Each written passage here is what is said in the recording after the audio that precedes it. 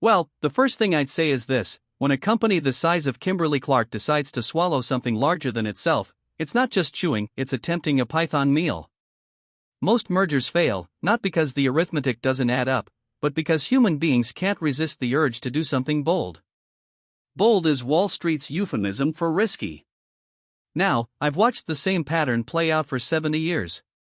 When people say sleep well at night stock, I start to wonder who's actually sleeping, because most of the time, it's the shareholders while the managers are wide awake plotting transformative deals. And yet, occasionally, one of these lurches into greatness. Occasionally. Kimberly-Clark is a fine old business. They sell products people use no matter what: tissues, diapers, paper goods. It's a company that wins by being boring. The moment a boring company starts acting exciting, you ought to start sweating a little. Paying roughly 1.5 times your own market cap for another business, that's excitement with a side of indigestion. But let's not be too cynical. Every now and then, the world rewards scale and stubbornness. Kenvue's consumer health portfolio, Tylenol and all the rest, fits neatly alongside Kimberly-Clark's hygiene empire. They're both in the you'll need it whether the economy's up or down business. There's logic there. But there's also the Tylenol cloud hanging overhead, and you can be sure that cloud will drizzle lawyers for a decade. You don't buy something like that without inheriting the courtroom bills that come with it. Still, I like a few things about this. The price-to-earnings ratio is in the low teens, the dividend yield is fat and comforting, and the acquisition, at least on paper, becomes accretive by year 2. That's not terrible. If they actually pull off the synergies, and that's a mighty if, shareholders could see real earnings growth without having to rely on the economy doing cartwheels.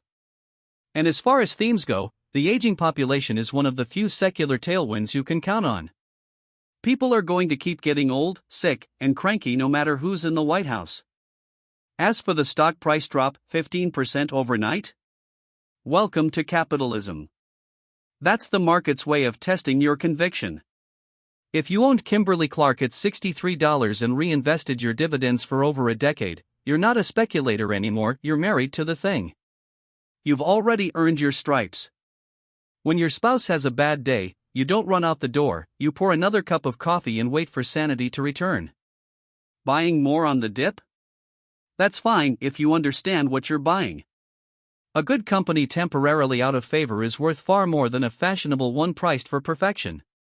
And at 5% yield, that's a better paycheck than most professionals earn for staring at a screen all day. Now, about the so-called arbitrage opportunity in Kenvue, well, there's always some fellow trying to scalp a few percentage points by betting the merger closes smoothly. If that's your sport, go ahead, but don't confuse it with investing. Arbitrageurs make money by picking up nickels in front of steamrollers.